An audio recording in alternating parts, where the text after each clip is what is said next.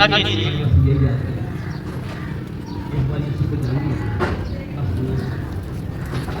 रसूल की मादत लिखी इसके चौथे बाब की 23 आयत की तिलावत करें। तीसरा बाब चौथा बाब की 23 और 24 आयत की तिलावत करें। चौथा बाब 23 और 24 आयत तो लिखा है, अगर वो वक्त आता है बल्कि आ रही है कि सच्चे परस्तार बाप की प्रस्तुति रूह और सच्चाई से करेंगे, क्योंकि बाप अपने लिए ऐसे ही परस्तार ढूंढता है। खुदा रूह है और जरूर है कि उसके परस्तार रूह और सच्चाई से प्रस्तुति करें। तो खुदा का कलाम पढ़े और समझाने पर हम सब पर खुदा का याद करें। तो दोबारा कहना चाहूंगा, मगर वो वक्त आता है बल्कि अभी है कि सच्चे परस्तार बाप की प्रस्तुति और सच्चाई से करेंगे। आयत को शुरू में हम पढ़ते हैं, लिखा है मगर वो वक्त आता है बल्कि अभी है कि सच्चे परस्तार बाप की प्रस्तुति और सच्चाई से करेंगे। पहले खुदावंद यीशु मसीह आयत में सादा फरमा रहे हैं। अगर ऊपर 21 आयत पढ़े तो लिखा है, यीशु ने इससे कहा, ऐ औरत मेरी बात का यकीन कर कि वो वक्त आता है कि तुम ना तो उस पहाड़ पर बाप की प्रस्तुति करोगे, नहीं यरूशलेम में तुम जिसे नहीं जानते उसकी प्रस्तुति करते हो। हम जिसे जानते हैं उसकी प्रस्तुति करते हैं क्योंकि निजात यीशु में से है। आमीन।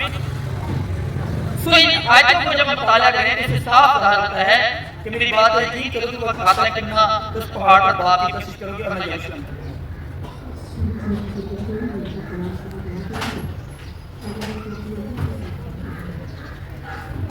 तुम जिसे नहीं जानते उसकी प्रस्तुति करते हैं।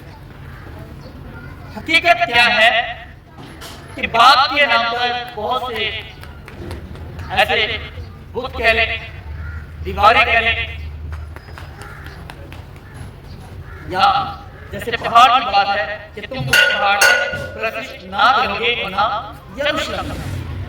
उसके बाद कहते हैं तुम जिसे नहीं जानते उसकी प्रस्तुति करते हैं, जिसे तुम नहीं जानते उसकी प्रस्तुति करते हैं।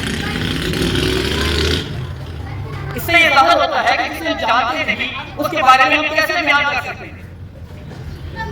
ना तो हम उसके बारे में बयान कर सकेंगे, ना हम उसकी प्रस्तुति कर सकते हैं। इसलिए हमने कहा तुम जिसे नहीं जानते उसकी प्रस्तुति करते हो, हम जिसे जानते हैं उसकी प्रस्तुति करते हैं।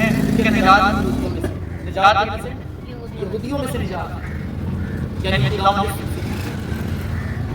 यहूदियों में से जो पैदा हुआ जिसने स्लीब पर हमारे लिए जान। इसलिए खुदावंद कहता है मगर वो वक्त आता है बल्कि अभी है कि सच्चे परस्तार बाप की प्रस्तुति रूह और सच्चाई से करेंगे। आमीन। सच्चे परस्तार बाप की प्रस्तुति रूह और सच्चाई से करेंगे, क्योंकि बाप अपने लिए ऐसे परस्तार ढूंढता है, क्योंकि बाप अपने लिए ऐसे परस्तार ढूंढता है जो रूह से भी कबूल करे और सच्चाई से भी कबूल करे। और रूह के बारे में अगर देखें तो रूह का मतलब रूह के महीने के दिल की गहराई से, पागल की मदद से, दिल की गहराइयों और पागल की मदद से, ये रूह की डेफिनेशन है कि बाप ऐसे परस्तार ढूंढता है रूह और सच्चाई से। यानी पहले लोग कोशिश कर रहे थे लेकिन वो रूह और सच्चाई से नहीं, रूह और सच्चाई से नहीं।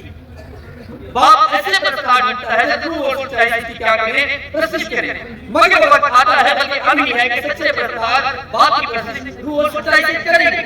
रूह और सच्चाई से, रूह दिल की गहराइयों से और पाप की मदद से यकताई से, पाप की मदद से यकताई से। यानी कि वो अपने आप से प्रस्तुति नहीं करेंगे बल्कि रूह की मदद से, रूह की वसीला से, रूह की इबादत से। जिस तरह रूह ने गाइड करेगा, जिस तरह रूह ने फरमाएगा, जिस तरह रूह ने सजाएगा, जिस तरह रूह ने हिदायत देगा, जिस तरह रूह ने तकबीर देगा, जिस तरह रूह ने जोर देगा, जिस तरह रूह ने इबादत बनाएगा, जिस तरह रूह चाहेगा फिर वो वैसी इबादत और वैसी प्रस्तुति करने वाले हैं। आमीन। सो वक्त आ गया है कि सच्चे परस्तार बाप की प्रस्तुति रूह और सच्चाई से करें। सच्चाई का मतलब खुदा का कलाम के मुताबिक। अब ऐसा नहीं कि हम ऐसी कोशिश कर रहे हो जो बज़ाहिर हमारे लिए रूह हो लेकिन वो कलाम के मुताबिक, कलाम के मुताबिक रूह और सच्चाई से। कलाम के मुताबिक सच्चाई, कलाम सच्चाई है, कलाम सच्चा है, कलाम हक है, कलाम से रूह और कलाम से क्या करेंगे, वो खुदा की परस्तिश करेंगे। क्योंकि बाप अपने लिए ऐसे ही परस्तार ढूंढता है, बाप अपने लिए ऐसे ही परस्तार ढूंढता है। बात कहता है कि जिस तरह मैं जाता हूं वैसे मेरी इबादत को परस्तिश की जाए। आमीन।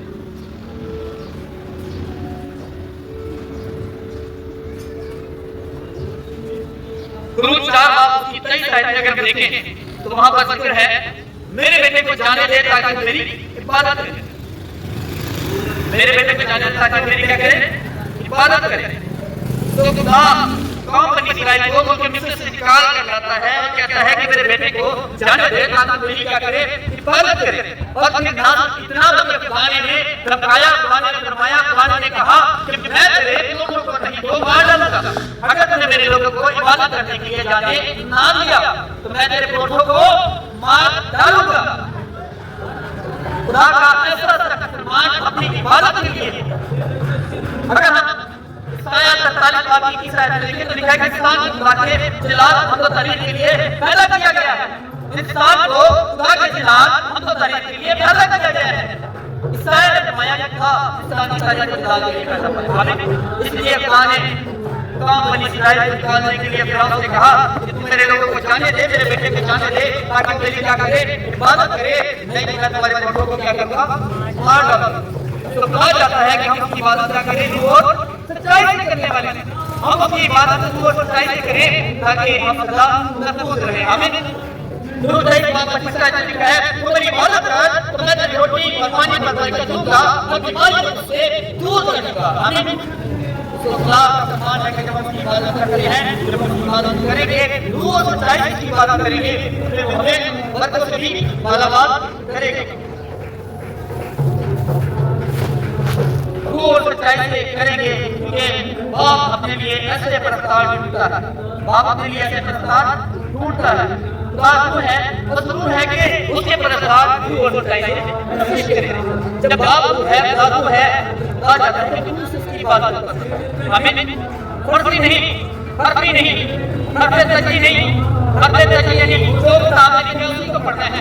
जो लिखा है वो पढ़कर कर लिया तो कर लिया, किताब में नहीं लिखा तो हमारे दिल में कोई रिजल्ट नहीं, हमारे दिल में कोई ख्वाहिश नहीं, हमारे ईमान में कोई ऐसी बात नहीं कि ईमान रख के खुदा से कहने वाले हो कि खुदा मेरे लिए ये कर, खुदा तू मेरे लिए वो कर, खुदा मैं तेरे से इस तरह चलना चाहता हूँ, खुदा मैं तेरे से उस तरह चलना चाहता हूँ। कोई ऐसी बात हमारे दिल में ना हो, ऐसा नहीं, बल्कि खुदा चाहता है कि हम अपने क्या करें, खुदा के और सच्चाई की इबादत और परस्तिश करने वाले।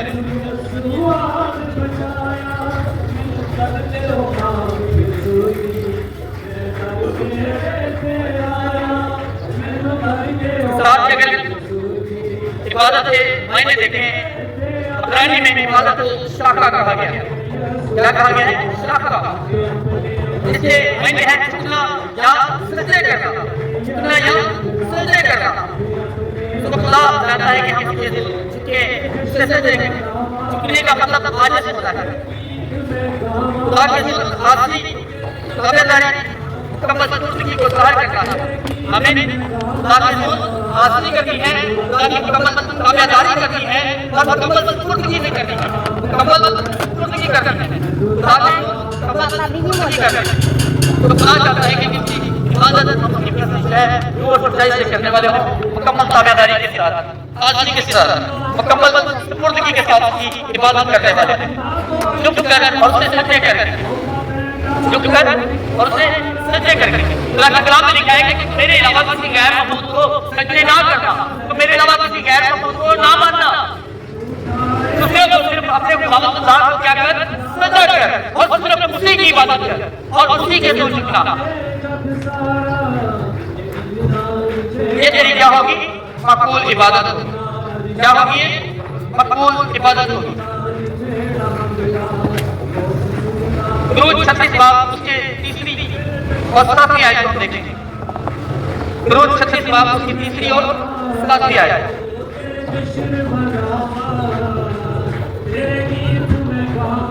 तीसरी से 7वीं आयत तक तिलावत करें।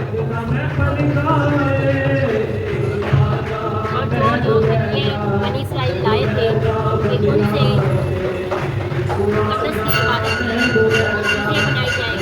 सब लोगों ने मूसा से ले और लोग फिर भी अपनी खुशी से उसके पास हदिये लाते रहे। हाँ जी, जो हदिये बनी इस्राइल लाए थे कि उनसे मक़दस की इबादत की चीजें बनाई जाए। कलाम में लिखा है कि तुम्हारी इबादत रूह और सच्चाई से करना, और इबादत के लिए जरूर है कि पूरे दिल, पूरे जान, पूरी अकल और पूरी ताकत के साथ। खुदा की इबादत पूरे दिल, पूरी जान, पूरी अकल और पूरी ताकत के साथ करनी है। और यहाँ भी हमने इसका पढ़ा लिखा है कि जो हदिये बनी इस्राइल लाए थे कि उनसे मक़दस की इबादत की चीजें बनाई जाए, मक़दस की इबादत की चीजें बनाई जाए। आगे बढ़े। वो सब मुसलमान कारागे लोग मक़दस के सब काम बना रहे थे, अपने अपने काम को छोड़कर मूसा के पास आए और वो मूसा से कहने लगे कि लोग इस काम के सरंजाम के लिए जिसके बनाने का हुक्म खुदावंद ने दिया है, ज़रूरत से बहुत ज़्यादा ले आए हैं।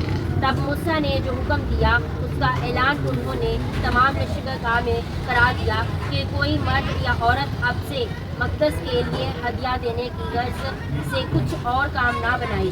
वो लोग और लाने से रोक दिए गए, क्योंकि जो सामान उनके लिए पास पहुंच चुका था वो सारे काम को तैयार करने के लिए ना फक्त काफ़ी बल्कि ज़्यादा था। हाँ जी, बिल्कुल जरूर हमने पढ़ा था कलाम में से कि मूसा के वक्त में कौम बनी इस्राइल थे इबादत के तौर पर अपने हदिये लेकर आते, ताकि जो मक़दस की चीजें इबादत के लिए तैयार की जाएं उसमें जो है उनके हदिये शामिल होने चाहिए। आमीन। वो अपने हदियों से क्या कर रहे थे? खुदा की इबादत कर रहे थे। अगर यहोशू 22 में देखें तो लिखा है खुदा के रसूल उसकी इबादत सौंपने की कुर्बानी अपने ज़िम्मियों और सलामती के हदियों से करनी है। आमीन। जिनसे खुदा के रसूल उसकी इबादत, खुदा के रसूल की इबादत ये नहीं कि आप आए और आपने 2 गीत गाए, 4 गाए, 5 गाए और छोटी सी दुआ की और चले गए। और मैंने बताया कि कलाम में लिखा है कि खुदा की रसूल इबादत जो है रूह और सच्चाई से प्रस्तुत करके करनी है। आमीन। रूह और सच्चाई से प्रस्तुत करके खुदा की क्या करनी है? इबादत करनी है। खुदा के रसूल उसकी इबादत सौंपने की कुर्बानी की, सौंपने की कुर्बानी का मतलब कि अपने पूरे दिल से, अपनी पूरी जान, अपनी पूरी अकल और ताकत से सौंपने की कुर्बानी पूरे बदन के साथ। आप खुदा की इबादत करते हैं तो खुदा की इबादत करने में मत हिचकिचाएं, मत परेशान हो, फासला आपको कुछ नहीं कहेगा। अगर आप इबादत के दौरान जो है खुदा की दिल में इबादत कर रहे हैं, दुआ कर रहे हैं, जोश से कर रहे हैं, तो कभी फासला आपको मना नहीं करेगा कि मैं नहीं भाई ये बेटे आप अपनी सोच की दुआ कर रहे हैं, अपनी पिछली बात दुआ कर रहे हैं, कोई आपको मना नहीं करेगा। खुदा चाहता है कि अपने दिल से, पूरी जान और ताकत से खुदा की इबादत करें। सौंपने की कुर्बानी का मतलब यह है कि पूरे बदन के साथ। आमीन। तो 100 की कुर्बानी पूरे बदन के साथ और ज़िम्मियों और सलामती के हदियों से करनी है। ज़िम्मियों और सलामती के हदियों से आप खुदा के शुक्राने के तौर पर खुदा के हुजूर हदिया लेकर आए, उससे आप खुदा की इबादत करने वाले हैं। आमीन। आपके हदियों से खुदा खुश होगा, हदिये से खुदा की इबादत होगी। खुदा के हुजूर की इबादत सौंपने की कुर्बानी अपने ज़िम्मियों और सलामती के हदियों से करनी है। तो कुछ डेफिनेशन है मैं इबादत के मुताबिक जो आपको बताना चाहता हूँ। इबादत के लिए नंबर 1 जरूरी है प्रेयर। इबादत में नंबर 1 प्रेयर है, जिसे हम दुआ और मुनाजात कह सकते हैं। सेकंड प्रे एंड वर्शिप, गीतों सुरों के मशकों के साथ साजों के कामों के साथ दुआ के क्या करना है? ऐलान करना है। उसके बाद स्क्रिप्चर रीडिंग एंड टीचिंग के साथ, स्क्रिप्चर रीडिंग एंड टीचिंग के साथ यानी कलाम का मुताला और तब्लीग करने के साथ अल्लाह क्या करनी है? इबादत। फिर ओबीडियंस और सर्विस के साथ। ओबीडियंस मतलब फरमाबरदारी और सर्विस मीन खिदमत। हमें ओबीडियंस के साथ अल्लाह की इबादत करनी है, सर्विस देके अल्लाह की इबादत करनी है, फरमाबरदारी करनी है, खुदा के कानून की फरमाबरदारी करनी है, खुदा के घर की फरमाबरदारी करनी है, खुदा के घर की खिदमत करके, खुदा के लोगों की खिदमत करके हमें क्या करनी है? इबादत करनी है। ये इबादत के असूल है, ये इबादत के कवानीन है कि हमें किस तरह इबादत करनी है। फिर कम्युनल वर्शिप यानी किसी हमें एक साथ होकर इबादत करनी है, कम्युनल सर्विस के साथ खुदा की इबादत करनी है। हमें कम्युनल सर्विस किसी हमें जमात के साथ, ये टाइम के साथ, ये नहीं कि इबादत करने में जो फ्रंट पर है वो गा हो रहा है, नीचे वाले शोर गा रहे हैं, उनकी लाइनें कहीं और हैं, ऊपर वालों की लाइनें कहीं और हैं, तरतीब बिगड़ी हुई है। और साथ एक तरफ और दूसरे एक तरफ या प्रोसेस के दौरान ही एक दाहिनी तरफ है, एक बाईं तरफ, दूसरा जो है वो फ्रंट और बैक ऐसे नहीं करता। कम्युनल वर्शिप होनी चाहिए। कम्युनल वर्शिप यानी कलीसिया में एकताई होनी चाहिए, एक साथ मिलकर इबादत करना। पुलपट पे इबादत करने वाला अकेला इबादत ना करे। पुलपट पे इबादत करने वाला एक ही नहीं इबादत कर रहा है, बल्कि पूरी कलीसिया के साथ, कलीसिया को साथ लेकर, हर फर्द को साथ लेकर इबादत करनी है। कम्युनल वर्शिप होनी चाहिए। उसके बाद आ जाता है सैक्रिफाइस ऑफरिंग, कुर्बानी, नज़र नियाज़। ये जिनात खास इबादत के असूल है। आमीन। उर्दू में दोबारा बता देता हूँ, दुआ और मनाजात के साथ, यानी जब आप खुदा की इबादत के लिए आते हैं, जमा होते हैं, तो फिर दुआ और मनाजात होनी चाहिए। खुदा से दुआ करने वाले, जो भी डिजायर है, परेशानी है, मसलात है, उसके लिए खुदा से दुआ करने वाले और फिर मनाजातें करनी है, मन्नतें मांगनी है। खुदा के लोग कह सकते हैं कि खुदा तो मेरा भला काम करेगा, भला काम करेगा, तो मैं तेरे से जो है ये काम करूँ। आप खुदा के घर की खिदमत ले सकते हैं, आप और हदिये के तौर पर खिदमत ले सकते हैं। खुदा से मन्नत मांग के काम करें, मन्नत मांग के दुआ करें। प्रे करने के लिए जो है आप खुदा के उसमें आपकी मन्नत होनी चाहिए, उसमें आपकी मनाजातें होनी चाहिए, इल्तिजाएं, रिक्वेस्टें होनी चाहिए कि खुदा मेरी ये रिक्वेस्ट है, तो मेरे लिए ये काम कर, तो मैं तेरे घर में ये काम करने वाला हूं। ये आप डिसाइड कर सकते हैं। दुआ ये है, फर्जी दुआ नहीं पढ़ती, रटी कटाई दुआ नहीं पढ़ती, लिखी हुई दुआ को पढ़ के आगे नहीं बढ़ता है। खुदा चाहता है कि अब वो वक्त है कि खुदा ऐसे गिरफ्तार होता है जो रूह और सच्चाई से उसकी इबादत और उसकी प्रस्तुत करने वाले हैं। अगर रटी कटाई की बात करनी तो हमारी रूह क्या कर रही है? हमारी रूह का तो कोई किरदार नहीं है, हमारी रूह का तो कोई भेद नहीं है, हमारी रूह ने तो कुछ भी नहीं किया है, हमारी रूह तो किसी काम की नहीं है। वो जो पहले रूह थी, जो पहले जिंदगी थी, जो पहले लोग थे जिन्होंने दुआ की, वो लिख के दे दी कि बेटे तुमने ये दुआ पढ़नी है, बेटा भी मुझसे पहले वाले ने दी। लेकिन खुदा ने कहा कि अब रूह और सच्चाई से इबादत होगी। आमीन। तो अब वो वक्त है कि रूह और सच्चाई से क्या होगी? इबादत। कि पहले यही वक्त चलता आ रहा, पहले यही दौर चलता आ रहा, रटी रटाई चीजें, उन्हीं को पढ़ लिया, इबादत होगी, इबादत कर ली, इबादत करके अपना अपनी करी। और कामों में तो हम अपने मुंह को खोलते हैं, बहुत कुछ नया से नया करने की कोशिश करते हैं, लेकिन खुदा की जिंदगी आप नया करना। आमीन। खुदा को आपका नया करना पसंद है। नए करने का मतलब ये नहीं कि आप कलाम से हट, क्योंकि खुदा का कलाम में कितने बड़ा लिखा है कि रूह और सच्चाई, रूह यानी दिल की गहराइयों से, पाक की मदद और यकीकाई से, और सच्चाई का मतलब खुदा के कलाम के मुताबिक, खुदा के कलाम के मुताबिक है दुआ और इबादत। गीतों और मजमूरों के मजमूरे के साथ से कामों के साथ खुदा के कामों का ऐलान करता है। आमीन। खुदा के कामों का ऐलान करता है। मुकाश का 4 बाब की कहना है, लिखा है वो अपनी जात पाकीज़गी, मोहब्बत, कुदरत की वजह से हर तारीफ और इज्जत का मुस्तहिक है। आमीन। वो अपनी जात पाकीज़गी, मोहब्बत और कुदरत की वजह से हर तारीफ और इज्जत का मुस्तहिक है। इसी तरह आपके जो है साथ है उसके नाम की गवाही देने वाले बेद के साथ दूसरे म्यूजिशियन ऐसे नहीं जो फिल्म और गानों में चलाए जाते हैं। खुदा के रूह के साथ म्यूजिक उसके लिए मखसूस होने चाहिए। खुदा के घर के लिए वही साथ, अब महफिलों में वही साथ खुदा के घर में नहीं, बल्कि खुदा के घर के लिए लोग और साथ मखसूस होने चाहिए। कलाम का मुताला करना और तब्लीग करना, यानी स्क्रिप्चर रीडिंग एंड के साथ कलाम का मुताला करके फिर आप अपनी तब्लीग करने वाले, ये इबादत का हिस्सा है। जो भी रसूल मैंने आपके सामने फरमाए हैं, उसमें से ये एक हिस्सा है कि आपकी इबादत जो है उसमें कलाम का मुताला और तब्लीग के साथ होनी चाहिए। अब पहले आप कलाम का मुताला करने वाले बने, कलाम का मुताला करते रहे, कलाम से पढ़े जाने हमने, फिर उसी बात को लेके, उसी आयत लेके आप उसको की करके तस्लीत करने वाले, खुदा के कलाम की तब्लीग करने वाले, खुदा के कलाम की तब्लीग करें। obedience and service from Bangladesh.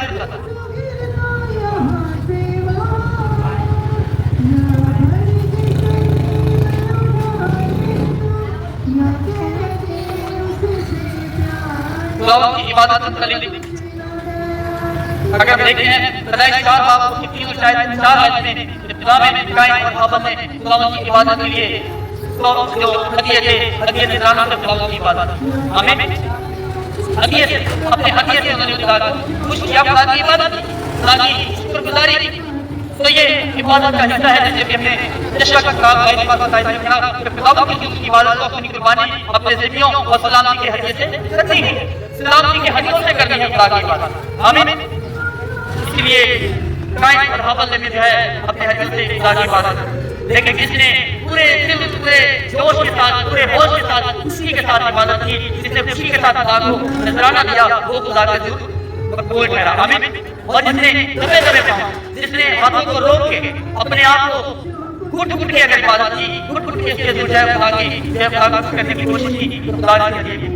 आज हमारा अलमिया यही है कि हम खुदा की जब इबादत करते हैं तो बात बात हमारा अवल ये क्या होता है कि हम लोगों को देख के खुदा की बात करना चाहते हैं। आप जब खुदा की इबादत करनी है तो दाऊद की तरह, भांजे की तरह, आप खुदा को पसंद आने वाले दुनिया के पसंद आए या ना आए, लेकिन खुदा को आप पसंद आने वाले। लेकिन जरूर है कि रूह और सच्चाई के साथ खुदा के कलाम के मुताबिक रूह और सच्चाई से खुदा की परस्तिश करनी है, खुदा की इबादत करनी है। तो मत्ती 2 बाब की 11 आयत अगर हम देखें तो वहां पर जो है जो मजूसी थे उन्होंने भी अपने जान और माल के साथ खुदा की क्या की इबादत। ईसाया 1 बाब की 7 लिखा है कि इंसान को खुदा के जलाल हम तो शरीर के लिए पैदा नहीं किया, इंसान को खुदा के जलाल हम तो शरीर के लिए पैदा किया। तो जरूर है कि हम अपने पूरे वसूस के साथ, पूरे जुलूस के साथ, इखलास के साथ और पूरी जगात के साथ, इकट्ठाई के साथ खुदा की इबादत करने वाले हैं। खुदा के कलाम में लिखा है कि जब तुम दुआ करते हो तो खुदा का रूह तुम्हारे साथ मिलकर शिफायत करता है, आहें भर भर के शिफायत करता है। तो जरूर है कि हमारी दुआ, हमारी इल्तिजा, हमारी मुनाजात, हमारी गिरजारी खुदा ऐसी हो कि खुदा का हमारे साथ क्या करे, शिफायत करने वाला। तो मैं बात कर रहा था कि मत्ती 2 बाब 11 आयत में मजूसियों ने सोना और भांड के साथ खुदा की क्या की 27, क्योंकि वो 27 के लायक है, वो 27 के लायक है, वो तमजीद के लायक है, वो तारीफ के लायक है, वो अपनी जात पाकीज़गी, मोहब्बत और कुदरत की वजह से हर तारीफ और इज्जत का मुस्तहिक है। आमीन। वो अपनी जात पाकीज़गी, मोहब्बत और कुदरत की वजह से तारीफ और इज्जत का मुस्तहिक है। तो जरूर है कि जब बादशाहों ने, मजूसियों ने, हर तरह के लोगों ने, बड़े बड़े मालों ने, बड़े बड़े लोगों ने खुदा को अपने हक़ से नाने दिए, अपना वक्त दिया, खुदा को अपना दिल दिया, अपनी नीचा कदर खुदाओं के ज़रिए ले ली। खुदा के कलाम में इबादत का मफ़हूम जो है हमने भी पढ़ा है, झुकना और सजदा करना, झुकना और सजदा करना। तो जरूर है कि हमारा झुकना, हमारा सजदा करना, हमारा अभी रसूल में से बातों को हमने सुना कि जो कुछ हमारे पास है खुदा के लिए, खुदा की खुशी में खुदा की शुक्रिया करने वाले। आमीन। मैं आपको मत देने